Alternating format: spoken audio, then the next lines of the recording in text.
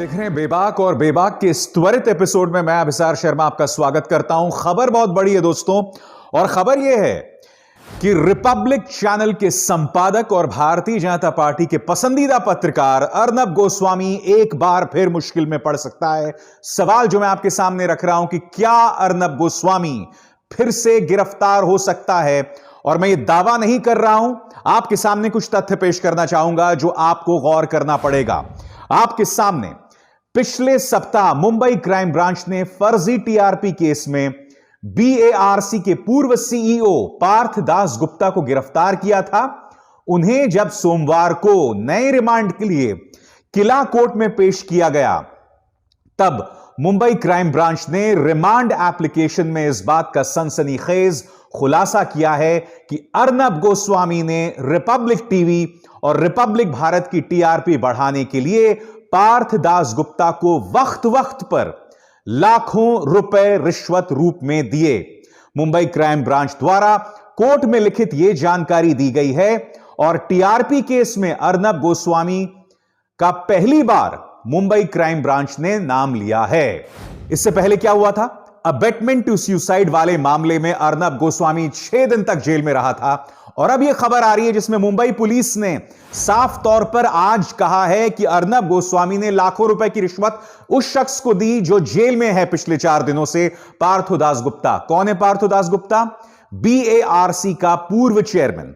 अब यहां दिक्कत क्या, मैं आपको बताता हूं। दिक्कत यह है कि मुंबई पुलिस की तरफ से यह इशारा लगातार किया जा रहा है कि कई बड़े न्यूज चैनल्स के सीईओज और संपादक मुश्किल में पड़ सकते हैं, क्योंकि इस चीज को लेकर लगातार प्रमाण सामने उभर कर आ रहे थे। जी हां, अर्नब गोस्वामी फिर से मुश्किल में है, क्योंकि अब तक क्या हो रहा था दोस्तों? पहले इस शख्स ने कांग्रेस अध्यक्ष सोनिया गांधी के बारे में अभद्र टिप्पणी की, याद है आपको? पालघर में जब साधुओं को मौत के घाट उतार दिया था भीड़ ने, जिसमें बीजेपी के समर्थक शामिल थे, उसमें इस आदमी ने क्या कहा था कि सोनिया गांधी बहुत खुश होगी, ये इटली में जाके फोन करेगी कि देखो मैंने लोगों को मरवा दिया। अभद्र टिप्पणी एक के बाद एक। उसको लेकर इस आदमी ने बहुत अपशब्द किया, बयान दिया था। सुप्रीम कोर्ट ने इस मामले की सुनवाई की, और 23 अप्रैल को यह सुनवाई हुई थी, और उसके अगले ही दिन इस मामले को रफा दफा कर दिया। बात वहां नहीं रुकी। इसके बाद क्या हुआ दोस्तों? 10 अक्टूबर 2020 को सुप्रीम कोर्ट के सामने टीआरपी घोटाले का मामला आता है, और इसे रफा दफा सुप्रीम कोर्ट ने 15 अक्टूबर 2020 को कर दिया। मगर अब मुश्किल में आदमी इसलिए है क्योंकि जिस शख्स को गिरफ्तार किया गया है, और हम आपको बता दें रिपब्लिक टीवी के सीईओ को इससे पहले गिरफ्तार किया जा चुका है, और अब जिस शख्स को गिरफ्तार किया गया है जो कि बीएआरसी के पूर्व चेयरमैन हैं, उससे पूछताछ हुई है। पुलिस यह भी दावा कर रही है कि जो रिश्वत अर्नब गोस्वामी ने, जिस तरह के गिफ्ट्स अर्नब गोस्वामी ने पार्थो दास गुप्ता को दिए, वो तमाम अब उसके कब्जे में हैं, मुंबई पुलिस के कब्जे में हैं, और अर्नब गोस्वामी का बचना बहुत मुश्किल है। जी हां, जैसे कि आप जानते हैं कि उनके चैनल से जुड़े कई जो लोग हैं उनसे मुंबई पुलिस लगातार पूछताछ कर रही है, और उसी के चलते आप देख रहे होंगे कि इनके रुख में काफी नरमी आ गई है। अब यह शख्स पहले की तरह नहीं बोलता कि आओ उद्धव ठाकरे मुझसे बात करो, याद है उछल उछल के जो ये अपने न्यूज चैनल में कहा करते थे, या फिर जिस तरह से सलमान खान को चुनौती दे रहे थे, कहां हो तुम सलमान, और तमाम चीजें। दोस्तों मेरा यह मानना है कि पाप का घड़ा जो है ना, वो ना कभी भर जाता है। क्योंकि देखिए किया क्या है इन लोगों ने।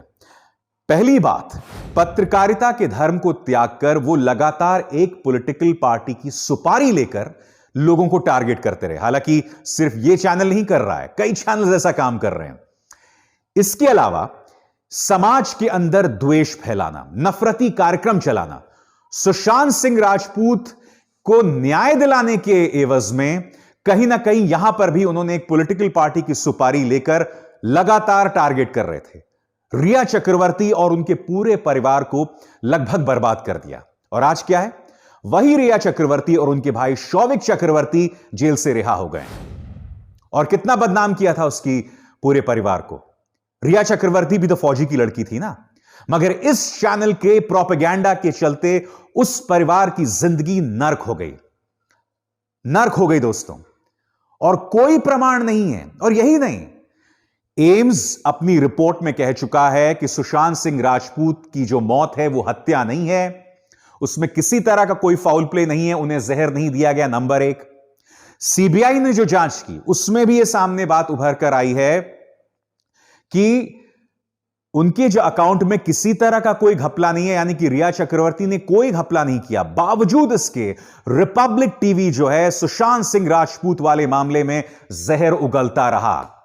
मगर आज जिन मामले में अर्नब गोस्वामी फंस रहा है उसमें तो बाकायदा पुलिस प्रमाण का दावा कर रही है ना। पुलिस बता रही है, अदालत में कह रही है, रिमांड एप्लीकेशन में कह रही है कि देखिए हमारे पास प्रमाण हैं। यानी कि एक बार फिर इस शख्स की उल्टी गिनती शुरू हो गई है। अब देखना यह है कि इसको लेकर यह क्या प्रोपेगेंडा करता है, क्योंकि आपको याद होगा अबेटमेंट टू सुसाइड वाले मामले में जब पुलिस इसके घर पहुंची थी तो पहले इन्होंने क्या प्रोपेगेंडा चलाया था कि पुलिस ने मेरे साथ जबरदस्ती की, मेरे बेटे के साथ बदतमीजी की, मेरी पत्नी के साथ बदतमीजी की। जबकि पुलिस ने उस पूरे मामले को वीडियो पर कैद किया था, मुंबई पुलिस ने वीडियो पर कैद किया था और ऐसी कोई बात उभर कर नहीं आई।